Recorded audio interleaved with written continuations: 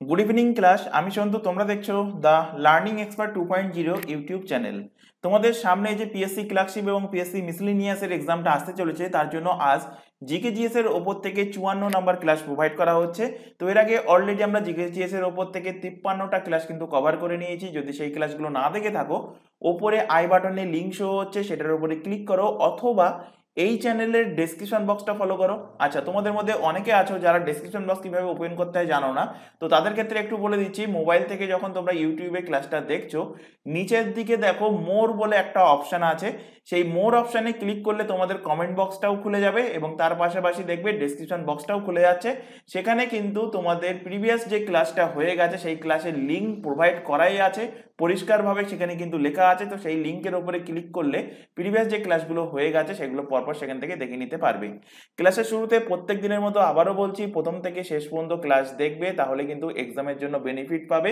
তার পাশাপাশি প্রথম দিকে যে ক্লাসগুলো হয়ে গেছে সেগুলো কিন্তু অবশ্যই নির্দিষ্ট দিন অন্তর রিভিশন করবে। তো শুরু করছি আজকের ক্লাস। ভারতের উপরাষ্ট্রপতি নির্বাচিত হন কোথা থেকে? তো তোমাদের আশা করি এর আগের ক্লাসগুলোর মধ্যে পড়িয়েছি, উপরাষ্ট্রপতি কিন্তু নির্বাচিত হন, ইলেক্টেড হন। তো কোথা থেকে হন? উপরাষ্ট্রপতি নির্বাচনের জন্য কিন্তু লোকসভা এবং রাজ্যসভার সমস্ত মেম্বাররাই কিন্তু ভোট দিতে পারেন। তো ফার্স্ট অপশন আছে দেখো সংসদ। তো সংসদ বলতে সংসদের মধ্যে লোকসভাও পড়ে, সংসদের মধ্যে রাজ্যসভাও কিন্তু পড়ে। তো সংসদ এবং তার পাশাপাশি বলেছে রাজ্য বিধানসভা সদস্য দ্বারা, তো এটা ভুল বলা আছে। পরে দেখো বলেছে অপশন বিতে লোকসভা সদস্য দ্বারা, তাহলে রাজ্যসভা এখানে বলা নেই, এটাও ভুল। একইভাবে পরেরটাও ভুল। তারপরে অপশনটা দেখো বলেছে সংসদের উভয় কক্ষের সদস্যদের দ্বারা, তো অপশন ডি এর কিন্তু সঠিক অ্যান্সার হবে। উভয় কক্ষের সদস্য বলতে এর অর্থ কি? লোকসভা এবং রাজ্যসভার সমস্ত মেম্বার, অল মেম্বারদের দ্বারা কিন্তু উপরাষ্ট্রপতির কিন্তু নির্বাচন হয়ে থাকে। তো উপরাষ্ট্রপতির এই যে অ্যাপয়েন্টমেন্ট, এই যে নির্বাচন, এখান থেকে তোমরা নোট ডাউন করো, এখানে লেখো ভাইস প্রেসিডেন্ট, ভিপি। তো ভাইস প্রেসিডেন্টের যে অ্যাপয়েন্টমেন্ট অর্থাৎ নির্বাচন, এটা কত নম্বর আর্টিকেলে বলা আছে? কোশ্চেন দিয়েছে, তো বলা আছে আর্টিকেল নাম্বার 66-তে, আর্টিকেল 66-এ বলা আছে। কোশ্চেন দেবে ভাইস প্রেসিডেন্টের শপথ কে পাঠ করাবে? এই নির্বাচন হয়ে যাওয়ার পর ভাইস প্রেসিডেন্ট একজন সিলেক্ট হয়ে গেল, তো তাকে শপথ কে পাঠ করাবে? শপথ পাঠ করাবে ভারতের যিনি রাষ্ট্রপতি, প্রেসিডেন্ট কিন্তু শপথ বাক্য পাঠ করাবে। কে বর্তমানে প্রেসিডেন্ট? দ্রৌপদী মুর্মু। কোশ্চেন দেবে ভাইস প্রেসিডেন্ট যদি রিজাইন দেয় বা ভাইস প্রেসিডেন্টকে যদি তাড়ানো হয়, তো ভাইস প্রেসিডেন্ট রিজাইন দেওয়া বা তাড়ানো হলে কে কে তাড়াবে বা কে রিজাইন দিলে কার কাছে দেবে? রিজাইন দিলে দেবে প্রেসিডেন্টের কাছে। তো বাই প্রেসিডেন্ট। আর রিমুভাল হলে কি হবে? পার্লামেন্টের অনুমতি অনুসারে প্রেসিডেন্টই কিন্তু ভাইস প্রেসিডেন্টকে কি করবে? ভাইস প্রেসিডেন্টকে রিমুভ করবে, অর্থাৎ ইমপিচমেন্ট করবে। আচ্ছা, এখান থেকে একটা এক্সামে কোশ্চেন দিয়েছিল, এই যে ভাইস প্রেসিডেন্টের শপথ গ্রহণের ব্যাপারে বলা হয়েছে কোন আর্টিকেলে? তো ভাইস প্রেসিডেন্টের শপথ গ্রহণের কথা বলা আছে আর্টিকেল নাম্বার 69, আর্টিকেল 69-এ কিন্তু বলা আছে ভাইস প্রেসিডেন্টের কি শপথ গ্রহণের কথা। এবার এখান থেকে রিলেট করো প্রেসিডেন্টের ক্ষেত্রে। তো এখানে নেক্সট পেজে আসো, আমি এখানে লিখছি প্রেসিডেন্টকে শর্টে লিখলাম পিআর, তোমরা ফুল ফর্মে লিখে রাখবে। তো প্রেসিডেন্টও অ্যাপয়েন্টমেন্ট কিন্তু হয় কিভাবে? প্রেসিডেন্টের অ্যাপয়েন্টমেন্টও হয় কিন্তু নির্বাচনের দ্বারা, অর্থাৎ ইলেকট্রাল কলেজের দ্বারা কিন্তু অ্যাপয়েন্টমেন্ট হয়।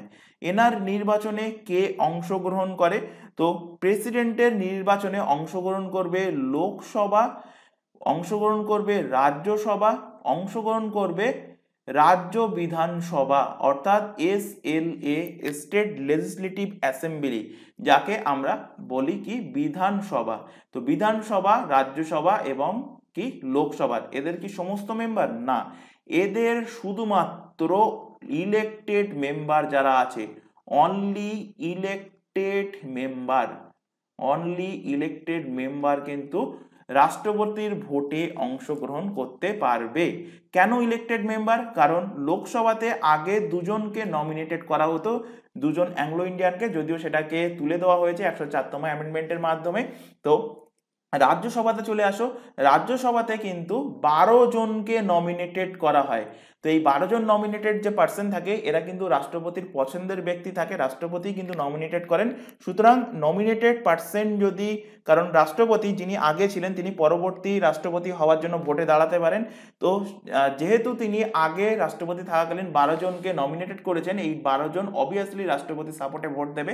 তো সেই পক্ষপাতিত্ব যাতে না হয়, একইভাবে রাজ্যের বিধানসভাতেও নমিনেটেড মেম্বার কিন্তু থাকতেন, তো তারাও কিন্তু পক্ষপাতিত্ব করতে পারে। তো যাতে এরা না করতে পারে পক্ষপাতিত্ব, সেই কারণেই কিন্তু নমিনেটেড পার্সনরা প্রেসিডেন্টের ভোটে অংশগ্রহণ করতে পারে না, শুধুমাত্র ইলেক্টেড মেম্বার। এর পাশাপাশি স্টেট লেজিসলেটিভ অ্যাসেম্বলি অর্থাৎ বিধানসভা, এটা বললাম স্টেটের ক্ষেত্রে। তাহলে ইউটি থেকে, এখান থেকে এক্সামে কোশ্চেন দিয়েছিল, তাহলে ইউটি থেকে কোনো ইউটি কি ভারতের রাষ্ট্রপতির ইলেকশনে অংশগ্রহণ করতে পারে? হ্যাঁ পারে। কটা? 2টো ইউটি পারে। তো 2টো ইউটি কে কে? একটা হলো দিল্লি, দিল্লি আর একটা হলো পুদুচেরি। দিল্লি এবং পুদুচেরি 2টো ইউটি যাদের ইলেক্টেড মেম্বাররা রাষ্ট্রপতির নির্বাচনে অংশগ্রহণ করতে পারে। এবার রাষ্ট্রপতি নির্বাচন হয়ে গেলে রাষ্ট্রপতিকে শপথ বাক্য কে পাঠ করাবে? রাষ্ট্রপতিকে শপথ বাক্য পাঠ করাবে চিফ জাস্টিস অফ ইন্ডিয়া, অর্থাৎ সুপ্রিম কোর্টের যিনি চিফ জাস্টিস আছেন তিনি কিন্তু রাষ্ট্রপতিকে শপথ বাক্য পাঠ করাবেন। রাষ্ট্রপতি যদি রিজাইন দিতে চায়, সে কার কাছে রিজাইন দেবে? তো সে রিজাইন দেবে ভাইস প্রেসিডেন্টের কাছে কিন্তু রিজাইন দেবে। আর রাষ্ট্রপতিকে তাড়িয়ে দেওয়াকে কি বলা হয়? বলা হয় ইমপিচমেন্ট। অর্থাৎ রাষ্ট্রপতি দেশের বিরুদ্ধে কোনো কাজ করলে, ক্ষতিকর কোনো কাজ করলে বা কোনো উল্টোপাল্টা কাজ করলে, যেটা দেশের সাপোর্টে নয় বা সংবিধান বিরোধী কোনো কাজ করলে রাষ্ট্রপতিকে তাড়িয়ে দেওয়া হয়, ইমপিচমেন্ট করা হয়। তো এই ইমপিচমেন্টের দায়িত্ব কার হাতে থাকে? থাকে পার্লামেন্টের হাতে। পার্লামেন্ট অর্থাৎ সংসদের হাতে, অর্থাৎ লোকসভা এবং রাজ্যসভার মেম্বারের হাতে কিন্তু থাকে রাষ্ট্রপতির ইমপিচমেন্টের ক্ষমতা। চলে আসো গভর্নর, লেখো পরবর্তী পয়েন্ট এখানে। গভর্নর অর্থাৎ রাজ্যের রাজ্যপাল। গভর্নর, এখানে লেখো গভর্নর। গভর্নরের ক্ষেত্রে একইভাবে লেখো অ্যাপয়েন্টমেন্ট। গভর্নরকে কে অ্যাপয়েন্ট করে? তো গভর্নরকে অ্যাপয়েন্ট করে প্রেসিডেন্ট কিন্তু অ্যাপয়েন্ট করে। গভর্নরের শপথ বাক্য কে পাঠ করায়? এই কোশ্চেনটা কিন্তু বহুবার এক্সামে দিয়েছে, মোস্ট ইম্পর্টেন্ট কোশ্চেন। আর অপশানে থাকবে রাষ্ট্রপতি, অপশানে থাকবে সুপ্রিম কোর্টের চিফ জাস্টিস, অপশানে থাকবে রাজ্যের মুখ্যমন্ত্রী, অপশানে থাকবে রাজ্যের হাইকোর্টের প্রধান বিচারপতি। তো মাথায় রাখবে গভর্নরের শপথ বাক্য পাঠ করাবে প্রেসিডেন্টের, কিন্তু এত টাইম নেই যে 28টা রাজ্যের 28টা গভর্নরের সে শপথ বাক্য পাঠ করাতে যাবে। তো শপথ বাক্য পাঠ করার দায়িত্ব কার হাতে দেওয়া হয়েছে? যে রাজ্যে তিনি গভর্নর হবেন সেই রাজ্যের হাইকোর্টের প্রধান বিচারপতি, অর্থাৎ চিফ জাস্টিস অফ হাইকোর্ট। হাইকোর্টের প্রধান বিচারপতি গভর্নরের শপথ বাক্য পাঠ করাবে। গভর্নরকে যদি তাড়ানো হয় বা গভর্নর যদি নিজে রিজাইন দিতে চান, তাহলে কার কাছে রিজাইন দেবেন বা কে তাড়াবেন প্রেসিডেন্ট, বা রিজাইন দেবেন কার কাছে? প্রেসিডেন্টের কাছে রিজাইন দেবেন। এবার এখান থেকে আরেকটা কোশ্চেন তোমাদের করিয়ে দিই, বহুবার এক্সামে কোশ্চেন দিয়েছে। এই যে গভর্নরটা নেওয়া হয়েছে আমাদের কোন দেশের সংবিধান থেকে? তো গভর্নর নেওয়া হয়েছে কানাডার সংবিধান থেকে নেওয়া হয়েছে কি? গভর্নর। আর প্রেসিডেন্ট বলো আর এদিকে ভাইস প্রেসিডেন্ট বলো, এই দুটোকে কোথা থেকে নেওয়া হয়েছে? দুটোকে নেওয়া হয়েছে আমেরিকার সংবিধান থেকে, ইউএস এর সংবিধান থেকে। কোথা থেকে? ইউএস এর সংবিধান থেকে, আমেরিকার সংবিধান থেকে নেওয়া হয়েছে ভাইস প্রেসিডেন্ট এবং প্রেসিডেন্টটাকে নেওয়া হয়েছে কোথা থেকে? আমেরিকার সংবিধান থেকে নেওয়া হয়েছে। পরের কোশ্চেনে চলে আসো। ইউনিফর্ম সিভিল কোড সংবিধানের কোন ধারাতে আছে? ভেরি ভেরি ইম্পর্টেন্ট কোশ্চেন এবং কারেন্ট অ্যাফেয়ার্সের দিক থেকেও ইম্পর্টেন্ট। কেন? এক্ষুনি বলে দিচ্ছি। তো ইউনিফর্ম সিভিল কোডের কথা, অর্থাৎ যাকে বলা হয় ইউসিসি, শর্ট ফর্মেও লেখা থাকতে পারে, এটা কোথায় আছে, কত নম্বর পার্টে আছে আমাদের আলোচনা আছে, পার্ট নাম্বার 4-এ আলোচনা আছে। কিসের মধ্যে ইউসিসির কথা আলোচনা আছে, আছে ডিপিএসপি এর মধ্যে এটার ব্যাপারে আলোচনা আছে, অর্থাৎ directive principal of state policy. কোন আর্টিকেলে এর ব্যাপারে আলোচনা আছে, আর্টিকেল নাম্বার 44, সেটাই কিন্তু কোশ্চেনে এখানে বলা হয়েছে। তো সংবিধানের পার্ট 4-এ আর্টিকেল 44-এ ইউনিফর্ম সিভিল কোড, বাংলাতে কি বলা হয়, অভিন্ন দেওয়ানি। অভিন্ন, কারণ বাংলা টার্মটাও মনে রাখবে, কারণ অনেক বাংলা এক্সাম, মানে আমাদের স্টেটের এক্সামের কথা বলছি, বাংলা টার্ম দিয়ে দেয়। তো অভিন্ন দেওয়ানি, অভিন্ন দেওয়ানি বিধি, অভিন্ন দেওয়ানি বিধি। তো বাংলা টার্মটা যদি মনে না রাখো, এর সাথে পরিচিত না থাকলে তোমাদের মনে হতে পারে আনকমন কোশ্চেন ছেড়ে আসবে। তো ইউনিফর্ম সিভিল কোডকে বাংলাতে কি বলা হয়, অভিন্ন দেওয়ানি বিধি। তো এই ইউনিফর্ম সিভিল কোডের কথা বলা হয়েছে কোথায়, আর্টিকেল 44-এ। তো এই অভিন্ন দেওয়ানি বিধির অর্থ কি, বা ইউনিফর্ম সিভিল কোডের অর্থ কি, অর্থ হলো ধর্ম নির্বিশেষে সমাজের সকল অংশকে সমানভাবে কিন্তু বিবেচনা করা। তো ব্রিটিশরা যখন ছিল, সেই ব্রিটিশরা থাকাকালীন ভারতের একটা রাজ্যে কিন্তু ইউনিফর্ম সিভিল কোড লাগু ছিল। তো কোথায় লাগু ছিল, সেটা লাগু ছিল কিন্তু গুজরাটে। এটা কিন্তু ব্রিটিশ থাকাকালীন লাগু ছিল, এবং ব্রিটিশ চলে যাওয়ার পর মানে সব থেকে লাস্টে গিয়েছে পর্তুগিজরা, 1960-এ গিয়েছে। তো তারা চলে যাওয়ার পরও কিন্তু ইউনিফর্ম সিভিল কোড লাগু ছিল কোন স্টেটে, গুজরাটে লাগু ছিল। সরি, ভুল বললাম, গোয়াতে লাগু ছিল, গোয়া থেকে লাস্ট পর্তুগিজরা ভারত থেকে গিয়েছে।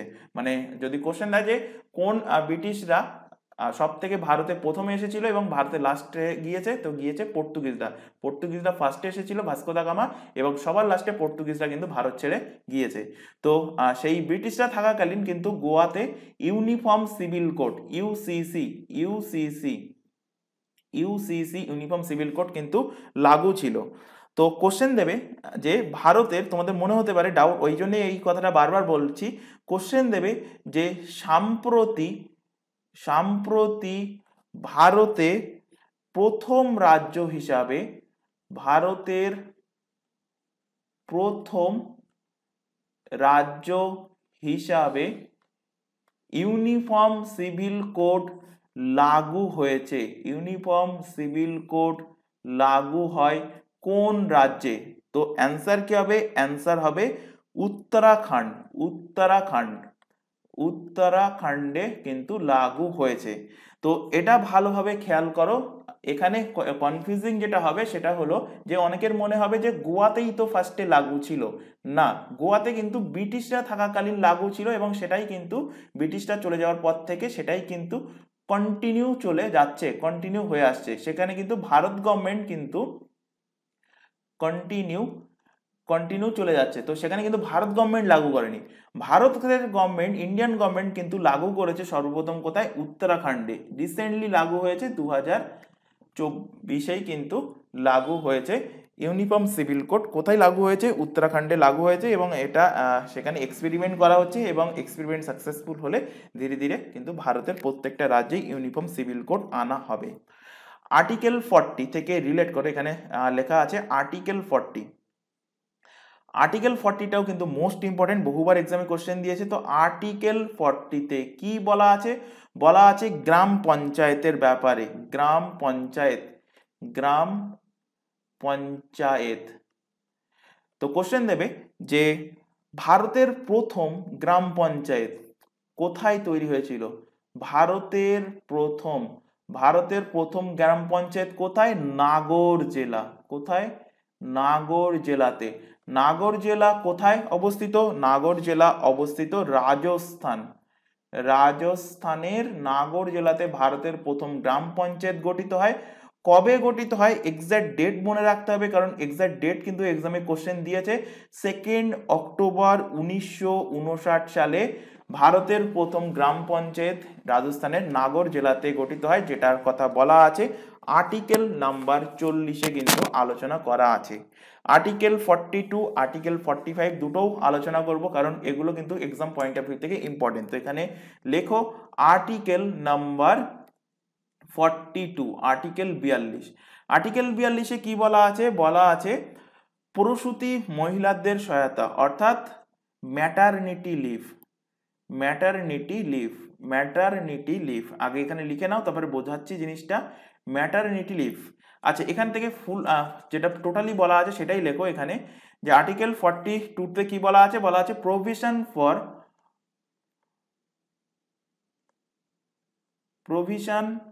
ফর জাস্ট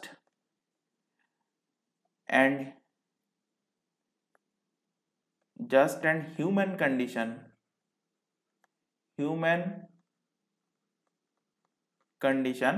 of work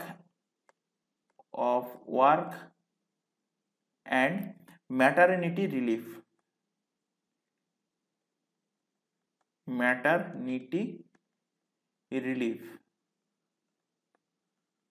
অর্থাৎ প্রসূতি কি সহায়তা। ম্যাটারনিটি রিলিফকে বাংলাতে কি বলবো, প্রসূতি সহায়তা বলা আছে। কত নম্বর আর্টিকেলে বলা আছে, ডিপিএসসির মধ্যে আর্টিকেল 42-তে। তো এই ম্যাটারনিটি রিলিফের অর্থ কি, মহিলাদের যখন ডেলিভারি হবে, মানে প্রেগনেন্টের লাস্ট 3 মান্থ, ডেলিভারি হওয়ার লাস্ট 3 মান্থ, তো ডেলিভারির যে মান্থ হবে, সাপোজ ধরো জুলাইতে, তো জুলাইয়ের আগের যে 3 মাস, যে ডেটে একটা অ্যাপ্রক্সিমেট ডেট ডাক্তার দিয়ে দেয়, তো আগের 3 মাস থেকে ডেলিভারি হওয়ার 3 মাস পর পর্যন্ত তাদেরকে ছুটি দেওয়া হবে, অর্থাৎ তাদেরকে 6 মান্থের ছুটি দেওয়া হবে। কিন্তু সেই টাইমে ক্ষেত্রে সেই মহিলার কিন্তু কোনো রকম স্যালারি কাটা যাবে না, স্যালারি কিন্তু প্রোভাইড করা হবে।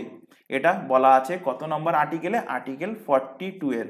আর পুরুষদের ক্ষেত্রে কতদিন ছুটি দেবে, পুরুষদের ক্ষেত্রে ছুটি দেবে মাত্র 1 মাস, অর্থাৎ ডেলিভারির জাস্ট 15 দিন আগে এবং ডেলিভারি হওয়ার 15 দিন পর পর্যন্ত, অর্থাৎ পুরুষরা মাত্র 30 দিনের ছুটি পাবে, যেখানে তাদের স্যালারি কাটা যাবে না। তবে এই যে কন্ডিশনটা, এই যে 6 মাসের ছুটি, তাহলে ম্যাক্সিমাম মহিলারা ভাববে যে বারবার ডেলিভারি করালে, বারবার প্রেগনেন্ট হলে তাহলে ছুটি পাবো, তো এটা না, এটা মাত্র 2 বারের জন্য, মাত্র 2টো শিশুর জন্য, 2 টাইমস। তো 2টোর পরে 3 নম্বর যখন হবে তখন কিন্তু তোমাদের স্যালারি কাটবে যদি ছুটি নাও। তো 2টো পর্যন্ত কিন্তু এখানে বলা আছে আর্টিকেল 42-তে। আর্টিকেল 45-এ চলে আসো। আর্টিকেল 45-এ কি বলা আছে, আর্টিকেল 45-এ বলা আছে 6 থেকে 14 বছর বাচ্চাদের, 6 থেকে 14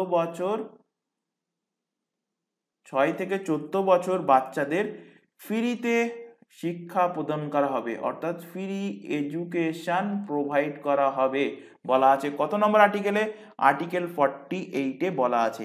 কিন্তু পরবর্তীতে এই 6 থেকে 14 বছর বাচ্চাদের কিন্তু তাদেরকে ম্যান্ডেটরি করা হয়েছিল যে ফ্রি এডুকেশন, এটা ম্যান্ডেটরি করে এটাকে কিন্তু আর্টিকেল 45 থেকে নিয়ে যাওয়া হয়েছে কোথায়, ফান্ডামেন্টাল রাইটসের মধ্যে। কত নম্বর আর্টিকেলে নিয়ে গেছে, আর্টিকেল 21-এর এতে নিয়ে গেছে।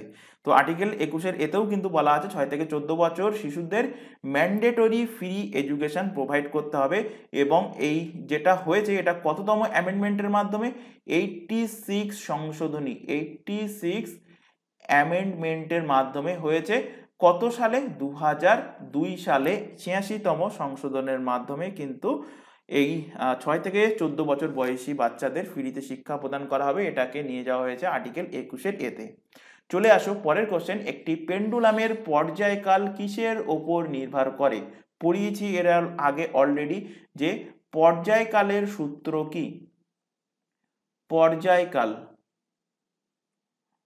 পর্যায়কালের সূত্র হলো, পর্যায়কালকে টি দ্বারা ডিনোট করা হয়, তো T equal to 2 pi root over length by gravity. L for হলো কি দৈর্ঘ্য মানে লেন্থ,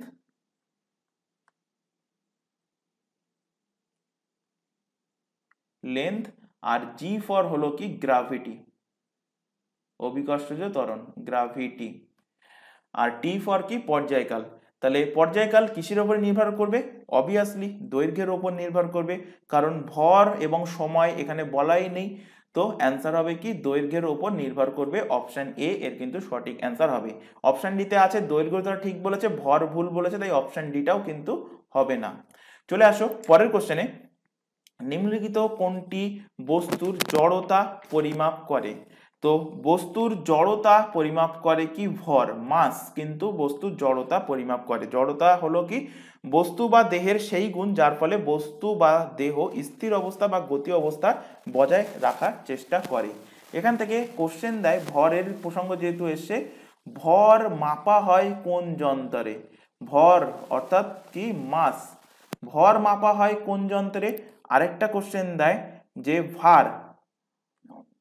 ভারকে কি বলা হয়? ওজন। তো ওজন মাপা হয় কোন যন্ত্রে? তো ভর মাপা হয় সাধারণ তুলা যন্ত্রে। সাধারণ তুলা যন্ত্র, সাধারণ তুলা যন্ত্রে মাপা হয় কি? ভর। আর ভার বা ওজন মাপা হয় কিসে? স্প্রিং তুলা যন্ত্রে। স্প্রিং তুলা যন্ত্রে মাপা হয় ভার বা ওজন। পরের কোশ্চেনে চলে আসো, নিম্নলিখিত কোনটি প্রত্যক্ষ কর নয়, ডিরেক্ট ট্যাক্স নয়? আচ্ছা, এখানে তার আগে কিছু এক্সাম্পল তোমাদেরকে দেব। তো এখানে লেখো যে একটা হেডিং করো direct tax. Direct tax, direct ট্যাক্সের এক্সাম্পল কি কি? তো ডিরেক্ট ট্যাক্স হলো ইনকাম ট্যাক্স, অর্থাৎ আয়কর যাকে বলা হয়, ইনকাম ট্যাক্স। ডিরেক্ট ট্যাক্সের উদাহরণ হলো property tax, real property tax. Real property tax হলো কি? ডিরেক্ট ট্যাক্সের উদাহরণ। তারপর স্বাস্থ্য ট্যাক্স বা ওয়েলথ ট্যাক্স, সম্পত্তি কর, WELTH, ওয়েলথ ট্যাক্স। আরেকটা এখান থেকে লিখে নাও যে কর্পোরেট ট্যাক্স। কর্পোরেট ট্যাক্স, এগুলো প্রত্যেকটা কিন্তু ডিরেক্ট ট্যাক্সের উদাহরণ। আরেকটা এখান থেকে লেখো এস্টেট ডিউটি। এস্টেট ডিউটি, এগুলো হলো এস্টেট ডিউটি, এগুলো প্রত্যেকটা হলো ডিরেক্ট ট্যাক্সের উদাহরণ। ইনডাইরেক্ট ট্যাক্সের উদাহরণ কোনটা? এখান থেকে লেখো ইনডাইরেক্ট ট্যাক্স। ইনডাইরেক্ট ট্যাক্সের উদাহরণ হলো এক্সাইজ ট্যাক্স। এক্সাইজ ট্যাক্স হলো ইনডাইরেক্ট ট্যাক্সের উদাহরণ। ভ্যাট, আগে যেটা ছিল জিএসটি আসার আগে, ভ্যাট ইনডাইরেক্ট ট্যাক্সের উদাহরণ। সার্ভিস ট্যাক্স, সার্ভিস ট্যাক্স এটাও ইনডাইরেক্ট ট্যাক্সের উদাহরণ। তারপর কাস্টমের যে ট্যাক্সটা, কাস্টম ডিউটি বলা হয়, কাস্টম ডিউটি, এটাও ইনডাইরেক্ট ট্যাক্সের উদাহরণ। তারপর sales tax, sales tax indirect ট্যাক্সের উদাহরণ। তারপরে এন্টারটেনমেন্টের জন্য আমরা যেটা প্রোভাইড করি, এন্টারটেনমেন্ট ট্যাক্স,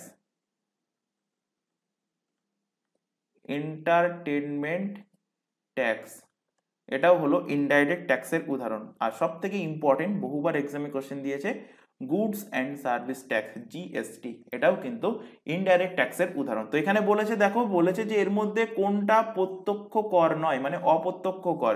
তো এখানে দেখো আয়কর, ইনকাম ট্যাক্স, এটা কিন্তু প্রত্যক্ষ কর। সম্পত্তি কর, এটাও প্রত্যক্ষ কর। কর্পোরেট ট্যাক্স, দেখো এখানে লিখেছি কর্পোরেট ট্যাক্স, এটাও কিন্তু কি? প্রত্যক্ষ কর। তো অ্যান্সার কি হয়ে যাবে? এর মধ্যে কোনোটি নয়, অপশন ডি এর সঠিক অ্যান্সার হবে। এবার এখানে আমি জিএসটির ব্যাপারে একটুখানি কিছু ফ্যাক্ট আলোচনা করব। এখানে লেখো জিএসটি। জিএসটি, তো জিএসটি ফুল ফর্ম কি? Goods and service tax. Goods and service tax হলো জিএসটির ফুল ফর্ম। কোশ্চেন দেবে এই জিএসটি কবে ইমপ্লিমেন্ট হয়? তো জিএসটি এক্সাক্ট ডেট মনে রাখবে, 1 জুলাই 2017। 1 জুলাই 2017-তে কিন্তু জিএসটি ইমপ্লিমেন্ট হয়। কোশ্চেন দেবে যে জিএসটি প্রথম কোথায় ইমপ্লিমেন্ট হয়েছিল? ফার্স্ট স্টেট কোনটা? ফার্স্ট স্টেট যেখানে জিএসটি ইমপ্লিমেন্ট হয়েছিল, বহুবার এক্সামে কোশ্চেন দিয়েছে, কোথায়? আসামে। আসামে কিন্তু সর্বপ্রথম জিএসটি লাগু করা হয়। কোশ্চেন দেবে যে জিএসটির ব্যাপারে বলা হয়েছে কোন সংশোধনীতে, কততম অ্যামেন্ডমেন্টে। তো জিএসটির ব্যাপারে বলা হয়েছে 101তম অ্যামেন্ডমেন্ট, 101তম অ্যামেন্ডমেন্টে জিএসটির ব্যাপারে বলা হয়েছে। কবে এসেছিল সংশোধনীটা? 2016 সালে সংশোধনীটা কিন্তু এসেছিল। জিএসটি থেকে কোশ্চেন দেবে যে ভারতের যে জিএসটি মডেল, এটা কোথা থেকে নেওয়া হয়েছে? Indian GST model, Indian GST model কোথা থেকে নেওয়া হয়েছে, কোন দেশের সংবিধান থেকে? তো ভারতের জিএসটি মডেল নেওয়া হয়েছে কানাডার সংবিধান থেকে, কানাডার সংবিধান থেকে। আরেকটা কোশ্চেন দেবে যে বিশ্বে প্রথম জিএসটি লাগু কোথায় হয়? বিশ্বে প্রথম জিএসটি লাগু হয় কোন দেশে? লাগু হয় ফ্রান্সে। কোথায় লাগু হয়? ফ্রান্স, যেখানে এই বছরে প্যারিস সামার অলিম্পিক, মানে প্যারিসে হচ্ছে সামার অলিম্পিকের আয়োজন করা হয়েছে। তো ফ্রান্সে কবে হয়েছিল লাগু? 1954 সালে কিন্তু সর্বপ্রথম জিএসটি বিশ্বের মধ্যে লাগু হয়েছিল। কোথায়? ফ্রান্সে লাগু হয়েছিল।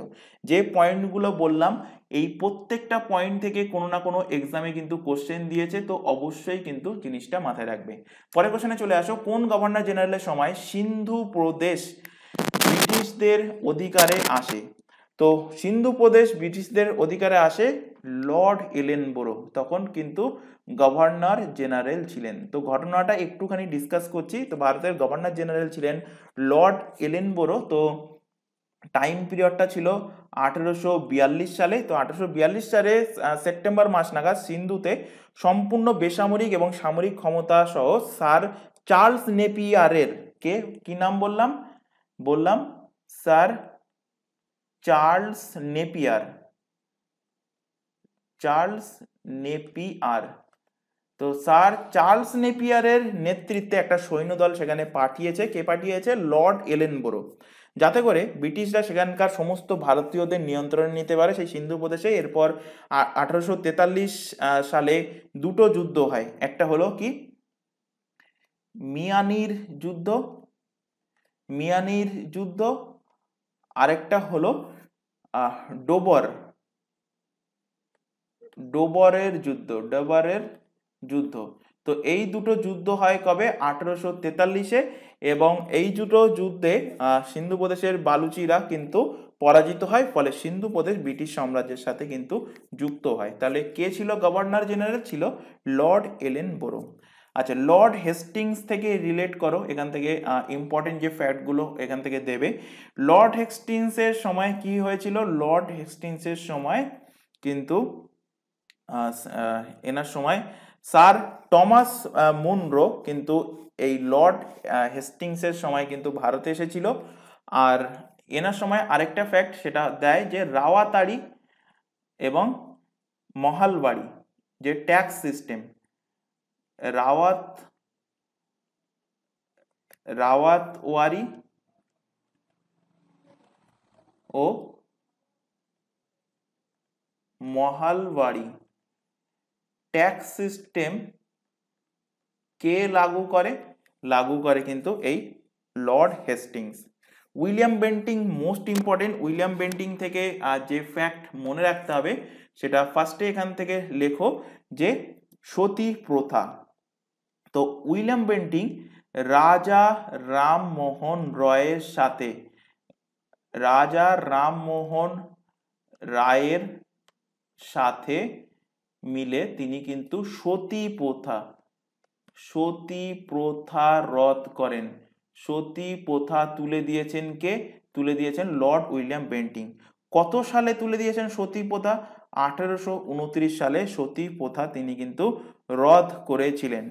কোশ্চেন দিয়েছে, তোমরা প্রিভিয়াস ইয়ারের কোশ্চেন ঘেটে দেখলে দেখবে যে ভারতের প্রথম মেডিকেল কলেজের নাম কি?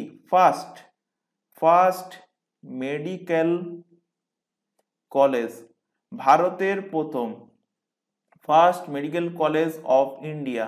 ভারতের প্রথম মেডিকেল কলেজের নাম কি? তো ক্যালকাটা মেডিকেল কলেজ। কোশ্চেন দিয়েছে ক্যালকাটা মেডিকেল কলেজ কবে প্রতিষ্ঠিত হয়? তো মাথায় রাখবে 1835 সালে প্রতিষ্ঠিত হয়। কার আমলে? লর্ড উইলিয়াম বেন্টিং এর আমলে। তিনটে কোশ্চেনই দিয়েছে। কবে ভারতের প্রথম মেডিকেল কলেজের নাম কি? Calcutta medical college. কোশ্চেন দিয়েছে প্রিভিয়াস ইয়ারে ক্যালকাটা মেডিকেল কলেজ কবে প্রতিষ্ঠিত হয়, মানে সালটা জানতে চেয়েছে 1835 সাল। ক্যালকাটা মেডিকেল কলেজ কোশ্চেন দিয়েছিল যে কার আমলে প্রতিষ্ঠা হয়েছে বা কে প্রতিষ্ঠা করেছিল, তো অ্যান্সার হবে লর্ড উইলিয়াম বেন্টিং। পরে এখানে পরের পেজে নোট ডাউন করো Lord Dalhousie, most important, Lord Dalhousie. এখন আমাদের যাতায়াত ব্যবস্থায় সব থেকে সহজ এবং সব থেকে কম টাকায় আমরা ভ্রমণ করি কিসে? ট্রেনে। তো এই ট্রেনটাকেই চালু করেছিল কে? লর্ড ডালহৌসি। তাই এনাকে কি বলা হয়? Father of Indian railway. Question দেবে ফাদার অফ ইন্ডিয়ান রেলওয়ে বা ভারতের রেলপথের জনক কাকে বলা হয়? বলা হয় লর্ড ডালহৌসিকে। কবে তিনি প্রথম রেল চালু করেছিলেন? 1853 সালে। এক্সাক্ট ডেট মনে রাখবে 16 এপ্রিল। 1853 সালে 16 এপ্রিল ভারতের প্রথম রেল কিন্তু চলেছিল। কোশ্চেন দেবে লর্ড ডালহৌসি থেকে সেকেন্ড কোশ্চেন, সেটা কি? আচ্ছা, কোথা থেকে কোথার মধ্যে চলেছিল? থানে টু বোম্বে। বোম্বের কোথায়? বড়ি বান্দরের মধ্যে কিন্তু এই রেলটা চলেছিল। সেকেন্ড কোশ্চেন দেবে যে কলকাতা টু আগ্রা, কলকাতা টু আগ্রা পর্যন্ত যে টেলিগ্রাফ লাইন কে চালু করেছিল? টেলিগ্রাফ লাইন চালু করেছিল কিন্তু লর্ড ডালহৌসি চালু করেছিল। নেক্সট যেটা পয়েন্টটা বলবো, এটা বহুবার এক্সামে কোশ্চেন দিয়েছে যে সত্য বিলোপ নীতি। সত্য বিলোপ নীতি কে চালু করেছে? Lord Dalhousie. ইংলিশে কি বলবো? Doctrine of lapse. Doctrine of lapse কে চালু করেছে? চালু করেছে কে? লর্ড ডালহৌসি। এখান থেকে আরেকটা কোশ্চেন দেবে যে সত্য বিলোপ নীতি প্রথম কে গ্রহণ করেছিল? প্রথম গ্রহণ করে কে? প্রথম গ্রহণ করে সাতারা জেলা। সাতারা জেলা কোথাকার? মহারাষ্ট্রের সাতারা জেলা। শর্টে লিখে দিলাম MH, মহারাষ্ট্রের সাতারা জেলা কিন্তু এই লর্ড ডালহৌসি সত্য বিলোপ নীতি প্রথম গ্রহণ করে। কোশ্চেন দেবে বিধবা পুনর্বিবাহ আইন। বিধবা পুনর্বিবাহ, উইডো রিম্যারেজ, বিধবা পুনর্বিবাহ আইন কে এনেছিল? তো এখান থেকে দুটো কোশ্চেন মনে রাখবে। বিধবা পুনর্বিবাহ আইনের খসড়া কে এনেছিল আর ইমপ্লিমেন্ট করে কে, অর্থাৎ লাগু করে কে? তো বিধবা পুনর্বিবাহ আইনের খসড়া এনেছিল কে? খসড়া এনেছিল এই লর্ড ডালহৌসি। ইনি কিন্তু খসড়াটা তৈরি করেছিলেন কিন্তু লাগু করতে পারেননি। এনার পরবর্তী যিনি গভর্নর জেনারেল হয়ে এসেছিলেন তার নাম কি ছিল? তার নাম ছিল লর্ড ক্যানিং। লর্ড ক্যানিং। এই লর্ড ক্যানিং ছিল লাস্ট গভর্নর জেনারেল এবং ফার্স্ট ভাইসরয় অফ ইন্ডিয়া। তো এই লর্ড ক্যানিং কিন্তু এটাকে লাগু করেন কার সাহায্যে? কার মদতে? কার সাহায্যে? তো সাহায্য নিয়েছিল ঈশ্বরচন্দ্র বিদ্যাসাগর। ঈশ্বরচন্দ্র বিদ্যাসাগর। কবে লাগু হয়েছিল? সাল জানতে চাইবে। 1856 সালে কিন্তু বিধবা পুনর্বিবাহ আইন, উইডো রিম্যারেজ অ্যাক্ট কিন্তু লাগু হয়েছিল। কোশ্চেনটা খেয়াল রাখবে, যদি কোশ্চেন দেয় যে খসড়া কে এনেছিল বিধবা পুনর্বিবাহ আইনে, তখন অ্যান্সার হবে লর্ড ডালহৌসি এবং সেটাকে লাগু করেছিল কে? এনার পরবর্তী গভর্নর জেনারেল লর্ড ক্যানিং সেটাকে লাগু করেছিল। চলে আসো পরবর্তী কোশ্চেনে। রয়্যাল ইন্ডিয়ান নেভির বিদ্রোহ সর্বপ্রথম কোন যুদ্ধ জাহাজে ঘটে? তো এটা ঘটেছিল হেমিস তলোয়ার যুদ্ধ জাহাজে। কত সালে হয়েছিল? 1946 সালে। কোথায় হয়েছিল? বোম্বেতে হয়েছিল। তো কি হয়েছিল? কেন এই বিদ্রোহটা হয়েছিল? কারণ খাবারের জন্য। তো 1946 সালে বোম্বেতে রয়্যাল ইন্ডিয়ান নেভির কিন্তু এই বিদ্রোহ হয়। তো রয়্যাল ইন্ডিয়ান এই তলোয়ার যে যুদ্ধজাহাজ, নেভাল রেটিং যারা ছিল তারা ব্রিটিশ অফিসারদের জাতিগত বৈষম্য আচরণ এবং নিকৃষ্ট মানের খাবারের কারণে বিদ্রোহটা শুরু করে এবং এই ধর্মঘটটা কলকাতা থেকে করাচি পর্যন্ত ধীরে ধীরে ধীরে কিন্তু ছড়িয়ে পড়েছিল, কিন্তু পরবর্তীতে সর্দার বল্লভভাই প্যাটেল এই বিদ্রোহটাকে কিন্তু দমন করেছিল। তো চলে আসো পরের কোশ্চেন। হ্যারি পটার সিরিজ কে লেখেন? তো হ্যারি পটার সিরিজ লিখেছেন JK Rowling. Harry Potter series লিখেছেন। অপশন নাম্বার এ এর কিন্তু সঠিক অ্যান্সার হবে। এখান থেকে বিল ক্লিনটনের লেখা বইয়ের নাম রিলেট করো। বিল ক্লিনটনের লেখা বইয়ের নাম হলো মাই লাইফ এবং এনার ওয়াইফের নাম কি? Hillary Clinton. Hillary Clinton, Hillary Clinton. তো এনার লেখা একটা ফেমাস বই, এটাও কিন্তু বহুবার এক্সামে কোশ্চেন দিয়েছে, তার নাম কি? What happened. হোয়াট হ্যাপেন্ড, এটাই মনে রাখবে। আরো অনেক বই লিখেছেন, তো এইটা মনে রাখবে, এইটা ফেমাস হয়েছে। হোয়াট হ্যাপেন্ড কার লেখা? বিল ক্লিনটনের ওয়াইফ হিলারি ক্লিনটনের লেখা বইয়ের নাম। সালমান রুশদি, সালমান রুশদি থেকে মনে রাখো যে the Satanic Verses, the Satanic Verses কার লেখা? সালমান রুশদির। যেটা বহুবার এক্সামে কোশ্চেন দিয়েছে সেটা হলো মিডনাইট চিলড্রেন। মিডনাইট চিলড্রেন কার লেখা? সালমান রুশদির লেখা। আরেকটা রিলেট করো, নাইফ। নাইফ রুডিয়ার্ড কিপলিং এর বই হলো, বহুবার এক্সামে দিয়েছে, the jungle book. The jungle বুক। আরেকটা হলো ইফ। ইফ বা জঙ্গল বুক কার লেখা? রুডওয়ার্ড কিপলিং এর লেখা বই। পরের কোশ্চেনে চলে আসো, জাতিসংঘের অর্থাৎ ইউনাইটেড নেশনের কতগুলো অফিসিয়াল ভাষা আছে? বহুবার পড়িয়েছি, অফিসিয়াল ভাষার সংখ্যা হলো 6টা। অপশন সি এর সঠিক অ্যান্সার। ইউনাইটেড নেশন, এখান থেকে কিছু ফ্যাক্ট রিলেট করাবো। ইস্টাবলিশ কবে হয়? এস্টাবলিশ হয়, এক্সাক্ট ডেট মুখস্থ রাখতে বলেছি। এবং তোমাদের আজকে 54 নম্বর ক্লাস চলছে, যারা ফার্স্ট থেকে ক্লাস দেখছো, যদি দেখে থাকো প্রথম থেকে এই পর্যন্ত, তাহলে ধরতে পারো এই ইউনাইটেড নেশনের উপরে ফ্যাক্টগুলো কিন্তু মোস্ট ইম্পর্টেন্ট, বহুবার এক্সামে কোশ্চেন দিয়েছে, সেই কারণে কিন্তু কমপক্ষে প্রায় 7 থেকে 8 বার কিন্তু আমি ডিসকাস করেছি এর আগের ক্লাসগুলোর মধ্যে। তো এস্টাবলিশ কবে হয় আরও আরেকবার এখান থেকে রিভিশন হয়ে যাবে। 24 অক্টোবর 1945-এ এর এস্টাবলিশ হয়। 24 অক্টোবরে যেহেতু এর এস্টাবলিশ হয়, তো এই দিনটা কি পালন করা হয়? ইউনাইটেড নেশন দিবস ডে হিসাবে পালন করা হয়। তো যদি কোশ্চেন দেয় ইউনাইটেড নেশন ডে কবে পালন করা হয়, পালন করা হয় কবে? 24 অক্টোবরে। কোশ্চেন দেবে ইউনাইটেড নেশনের হেডকোয়ার্টার কোথায় অবস্থিত? হেডকোয়ার্টার অবস্থিত নিউ ইয়র্ক, আমেরিকাতে, ইউএসএ তে অবস্থিত। কোশ্চেন দেবে ইউনাইটেড নেশনের বর্তমান ডিরেক্টর জেনারেল পদে কে নিযুক্ত আছেন? নিযুক্ত আছেন অ্যান্টোনিও গুটেরেস। অ্যান্টোনিও গুটেরেস বর্তমানে কিন্তু ইউনাইটেড নেশনের ডিরেক্টর জেনারেল পদে নিযুক্ত আছেন। কোশ্চেন দেবে ইউনাইটেড নেশনের কটা ভাগ? তো ইউনাইটেড নেশনের কিন্তু 6টা ভাগ। 6টা ভাগ কি কি এখানে ভালোভাবে খেয়াল করো, 6টা ভাগ কি কি? তো 6টা ভাগ হলো united nation general assembly, united nation security council, full form বলে দিচ্ছি, খাতায় নোট ডাউন করে নেবে। United nation, E for economic, S for social, C for council, economic social council, united nation economic social council.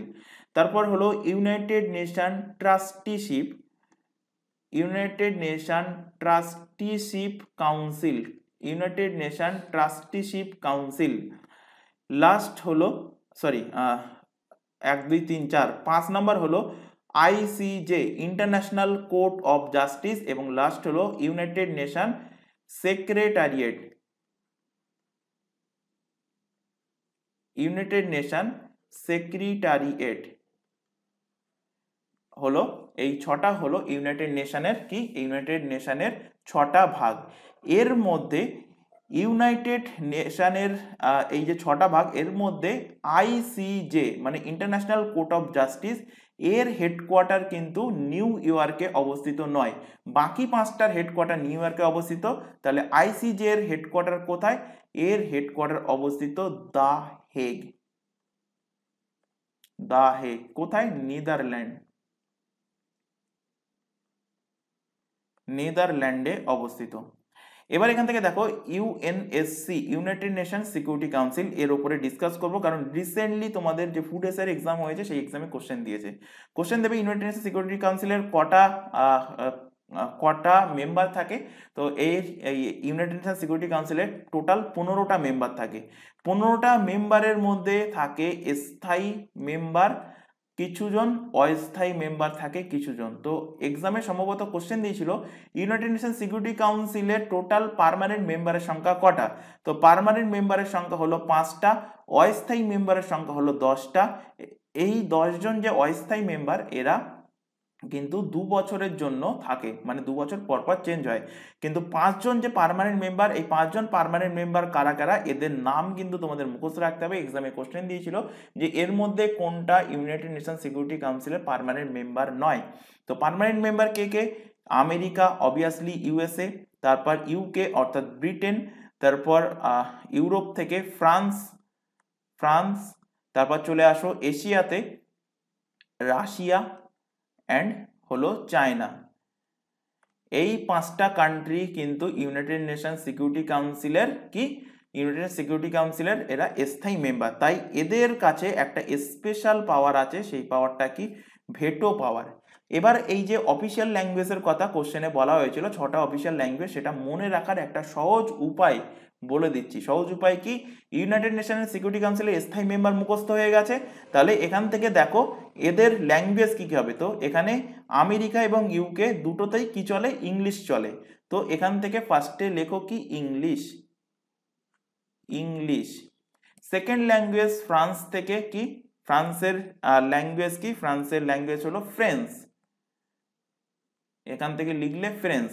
তারপরে চলে আসো রাশিয়াতে কি ল্যাঙ্গুয়েজ? রাশিয়ান। তারপরে চলে আসো চায়নাতে কি ল্যাঙ্গুয়েজ? চায়নাতে চাইনিজ। এটা জাস্ট মনে রাখার একটা ট্রিক বলে দিচ্ছি, তোমরা এইভাবে মনে রাখতে পারো বা তোমরা তোমাদের মতো মনে রাখতে পারো।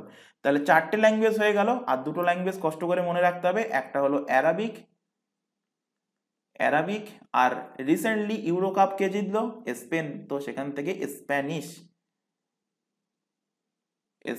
তো এই 6টা হলো ইউনাইটেড নেশনের অফিসিয়াল ল্যাঙ্গুয়েজ। চলে আসো পরবর্তী কোশ্চেনে, চিনি গবেষণাগার কেন্দ্র কোথায় অবস্থিত? তো চিনি গবেষণাগার কেন্দ্র অবস্থিত কোথায়? অবস্থিত কানপুরে, উত্তরপ্রদেশের কানপুরে চিনি গবেষণাগার কেন্দ্র অবস্থিত। কিছু ইম্পর্টেন্ট গবেষণাগার কেন্দ্র আছে, সেগুলো এবার এখান থেকে তোমাদের নোট ডাউন করাবো। ফার্স্টে এখানে লেখো ইন্ডিয়ান এগ্রিকালচার রিসার্চ ইনস্টিটিউট। আচ্ছা, রিসার্চ ইনস্টিটিউটকে আমি এখানে শর্টে লিখছি RI, তোমরা কিন্তু ফুল ফর্মে লিখে নেবে। রিসার্চ ইনস্টিটিউট কি? নিউ দিল্লিতে অবস্থিত। কোশ্চেন দেবে সেন্ট্রাল টোব্যাকো গবেষণাগার কেন্দ্র, সেন্ট্রাল টোব্যাকো রিসার্চ ইনস্টিটিউট কোথায় অবস্থিত? অবস্থিত রাজমান্ড্রি। কোথায়? রাজমান্ড্রি কোথায় অবস্থিত? অন্ধ্রপ্রদেশে অবস্থিত। নেক্সট এখানে লেখো যে চিনি গবেষণাগার কেন্দ্র, আবারও লেখাচ্ছি কারণ এর কারণ আছে। চিনির থেকে 3টে মনে রাখতে হবে, একটা চিনির সাথে রিলেটেড আখ, আর একটা হলো আখের ব্রিডিং। তো ন্যাশনাল সুগার রিসার্চ ইনস্টিটিউট, যেটা কানপুর কোশ্চেনেই ছিল। ন্যাশনাল সুগার কেন, আখকে ইংলিশে কি বলবো? সুগার কেন রিসার্চ ইনস্টিটিউট। আরেকটা হলো ন্যাশনাল সুগার কেন ব্রিডিং রিসার্চ ইনস্টিটিউট। এই 3টে কোথায় কোথায় অবস্থিত এটা ভালোভাবে খেয়াল করো। তো ন্যাশনাল সুগার কেন কোথায়? কানপুরে অবস্থিত। কানপুর কোন স্টেটের মধ্যে পড়ে? উত্তরপ্রদেশে। ন্যাশনাল সুগার রিসার্চ ইনস্টিটিউট কোথায়? কানপুরে অবস্থিত। তারপরে যদি কোশ্চেন দেয় যে আখ গবেষণাগার কেন্দ্র কোথায়, অর্থাৎ সুগার কেন রিসার্চ ইনস্টিটিউট কোথায় অবস্থিত, সেটাও কিন্তু গুজরাটের কোথায়? লখনৌতে, সরি, উত্তরপ্রদেশের লখনৌতে অবস্থিত। একটুখানি মিস্টেক হয়েছে, মনে, ওটা গুজরাট না, উত্তরপ্রদেশের লখনৌতে অবস্থিত ন্যাশনাল সুগার কেন রিসার্চ ইনস্টিটিউট। আর যদি দেয় ন্যাশনাল সুগার কেন ব্রিডিং রিসার্চ ইনস্টিটিউট, এটা কোথায় অবস্থিত? এটা তামিলনাড়ুর কোয়েম্বাটোর, তামিলনাড়ুতে এটা অবস্থিত। নেক্সট এখান থেকে লেখো যে national national dairy research institute, দুগ্ধ গবেষণাগার কেন্দ্র কোথায়?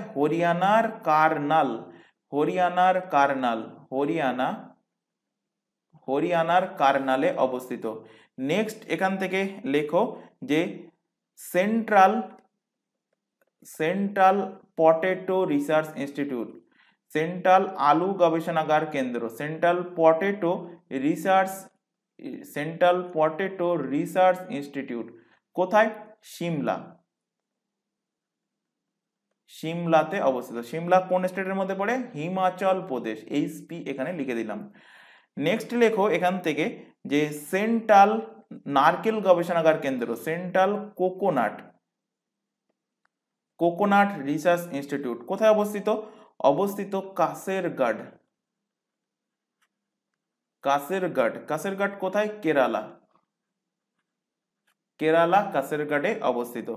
নেক্সট লেখো নেক্সট পেজে যে কলকাতা থেকে রিলেট করো archaeological survey of India.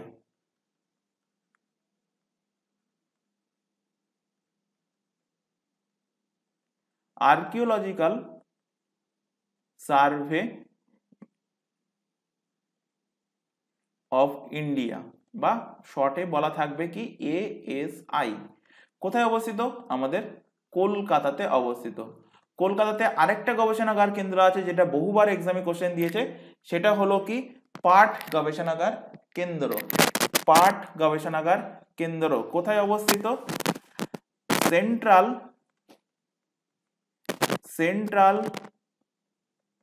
Jute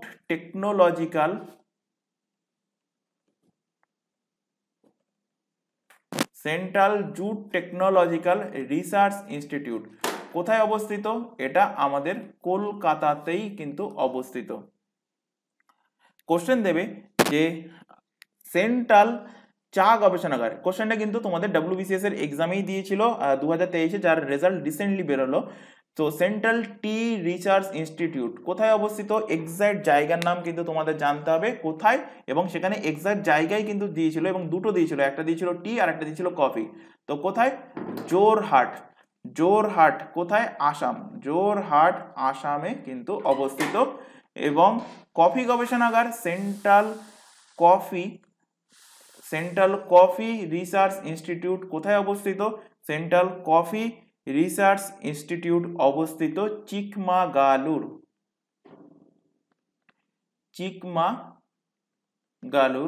কোথায়? কর্ণাটকে অবস্থিত। নেক্সট এখান থেকে লেখো সেন্ট্রাল রোড রিসার্চ ইনস্টিটিউট কোথায় অবস্থিত? নিউ দিল্লিতে অবস্থিত। কোশ্চেন দেবে এখান থেকে যে সেন্ট্রাল ড্রাগ রিসার্চ ইনস্টিটিউট কোথায় অবস্থিত? উত্তরপ্রদেশের লখনৌ উত্তরপ্রদেশে অবস্থিত। কোশ্চেন দেবে যে সেন্ট্রাল ফুড টেকনোলজি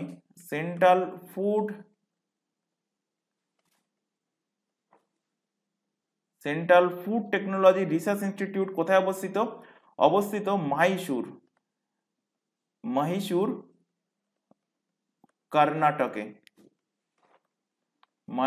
কর্ণাটকে। কোশ্চেন দেবে যে সেন্ট্রাল রাইস রিসার্চ ইনস্টিটিউট চাল গবেষণাগার কেন্দ্র কোথায় অবস্থিত? আমাদের প্রতিবেশী রাজ্য কটক, ওড়িশাতে। তো এইগুলো কিন্তু অবশ্যই মনে রাখতে হবে, এখান থেকে কিন্তু কোনো না কোনো এক্সামে কোশ্চেন এসেছে এবং প্রত্যেকটাই ইম্পর্টেন্ট, এবং খাতায় নোট ডাউন করবে। পরের কোশ্চেনে চলে আসো। আর ক্লাস ভালো লাগলে অবভিয়াসলি কিন্তু ক্লাসটাকে তোমরা লাইক করবে। পরের কোশ্চেন দেখো, টেনিদা চরিত্রটিকে কে সৃষ্টি করেছেন? তো টেনিদা চরিত্রটা সৃষ্টি করেছেন নারায়ণ গঙ্গোপাধ্যায়, টেনিদা চরিত্রের সৃষ্টিকার। তো এই দুটোর মধ্যে গুলিয়ে যায় নারায়ণ দেবনাথ আর নারায়ণ গঙ্গোপাধ্যায়। তো নারায়ণ দেবনাথ সৃষ্ট ক্যারেক্টার কি? নারায়ণ দেবনাথ সৃষ্ট ক্যারেক্টার হলো বাটুল দা গ্রেট। নারায়ণ দেবনাথের সৃষ্ট নাম হলো নন্টে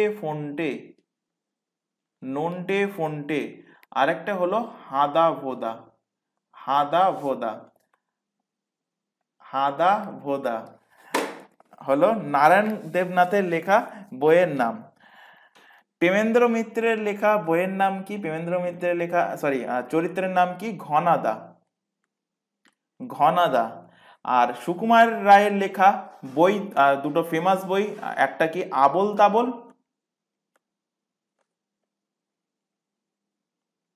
আবোল তাবোল, আরেকটা হলো কি, আরেকটা হলো হ জ বরলা, হ জ বরল।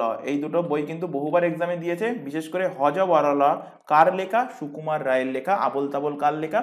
সুকুমার রায়ের লেখা। আর বাটুল দা গ্রেট, নন্টে ফন্টে আর হাদা ভোদা, এই তিনটেও কিন্তু বহুবার এক্সামে দিয়েছে। এই ক্যারেক্টারের সৃষ্টিকারককে নারায়ণ দেবনাথ। টাইটেলটা ভালোভাবে খেয়াল রাখবে, টেনিদা নারায়ণ গঙ্গোপাধ্যায়, আর নন্টে ফন্টে বাটুল দা গ্রেট হাদা ভোদা হলো নারায়ণ দেবনাথ। আর ঘনাদা যদি বলে তখন হবে প্রেমেন্দ্র মিত্র। পরের কোশ্চেন দেখো, নিম্নলিখিত কোনটি কেরালার বিখ্যাত খেলা? তো কেরালার সব থেকে বিখ্যাত খেলা হলো নৌকা, নৌকা রেস মানে নৌকা বাইচ। অপশন নাম্বার ডি এর কিন্তু সঠিক অ্যান্সার হবে। পরের কোশ্চেন এবং আজকের ক্লাসের লাস্ট কোশ্চেন খেয়াল করো, হোয়াইট ডেজার্ট ভারতের কোন রাজ্যে অবস্থিত? সাদা রঙের মরুভূমি, হোয়াইট ডেজার্ট বা লিখবে কি সাদা মরুভূমি, সাদা রঙের মরুভূমি কোন রাজ্যে অবস্থিত? সেটা অবস্থিত আমাদের গুজরাটে অবস্থিত। অপশন বি এর কিন্তু সঠিক অ্যান্সার হবে। গুজরাটে কচ্ছের রান, গুজরাটে কচ্ছের রান যেটা, সেই কচ্ছের রানের ভিডিও তোমরা সার্চ করে ইউটিউবে দেখতে পারো, দেখবে সেটা কিন্তু একদম সাদা চাদর, মানে লবণের পরিমাণটা এতটাই বেশি, সেই লবণে একটা মরুভূমি সাদা চাদরে কিন্তু ঢেকে থাকে এবং মনে হয় যেন সেটা হোয়াইট ডেজার্ট।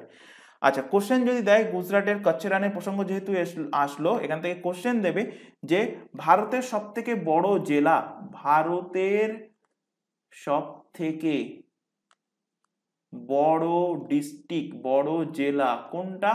হয়ে যাবে কচ্ছের রান। কোথায়? গুজরাটের কচ্ছের রান কিন্তু ভারতের সব থেকে, কচ্ছের রান নয়, কচ্ছ, কচ্ছ যে জেলাটা, ভারতের সব থেকে বড় জেলা কোনটা? কচ্ছ। এই কচ্ছ জেলাতেই কচ্ছের রান অর্থাৎ হোয়াইট ডেজার্ট অবস্থিত। কোথায়? গুজরাটে। তো আজকের ক্লাসে এই 20টা কোশ্চেন রাখা ছিল, আশা করি প্রত্যেকটা কোশ্চেন ক্লিয়ার হয়েছে। যদি কোথাও কোনো কোশ্চেনে ডাউট থেকে থাকে তো সেটা অবশ্যই কমেন্ট বক্সে আমাদেরকে জানাতে পারো, তাহলে পরবর্তী ক্লাসে তোমাদের সেই ডাউট ক্লিয়ার করা হবে। আর ক্লাস যদি ভালো লাগে, কারণ ম্যাক্সিমাম ক্যান্ডিডেট দেখছি ক্লাস ভালো লাগার সত্ত্বেও বা ক্লাস দেখার সত্ত্বেও কিন্তু তোমরা লাইক করছো না, ক্লাসটাকে লাইক করবে। আর তোমাদের কাছে একটা রিকোয়েস্ট থাকছে, ক্লাসটাকে কেউ ডাউনলোড করে দেখবে না, এটা ক্লাসের প্রথমে বলা উচিত ছিল। ক্লাস কেউ ডাউনলোড করে দেখবে না, লাইভ যদি না দেখতে পারো পরে রেকর্ডেড অবস্থায় যখন থাকবে রেকর্ডেড দেখবে, কিন্তু সেটা ডাইরেক্ট দেখবে, কেউ কিন্তু ডাউনলোড করে দেখবে না। আর ক্লাস ভালো লাগলে তোমার বন্ধু বান্ধবকে তোমরা ক্লাসের লিঙ্কটাকে শেয়ার করবে। তোমাদের যারা বন্ধু বান্ধব কম্পিটিটিভ এক্সামের জন্য প্রিপারেশন নিচ্ছে তাদেরকে শেয়ার করতে পারো। তারা এবিসিডি যে কোনো জায়গায় পড়ুক না কেন, শেয়ার করলে তাদের ভালো লাগলো দেখলো, না ভালো লাগলো দেখলো না, কিন্তু যদি তোমাদের ভালো লাগে তাহলে কিন্তু ক্লাসটাকে অবভিয়াসলি লাইক করবে, তোমার বন্ধু বান্ধবের মধ্যে শেয়ার করবে। তো আজকের ক্লাস আমরা এখানে শেষ করছি, ক্লাসটা অনেকটাই লেন্দি হয়ে গেছে। আজকের ক্লাস এই পর্যন্ত, নেক্সট দেখা হবে পরবর্তী ক্লাস নিয়ে। Thank you.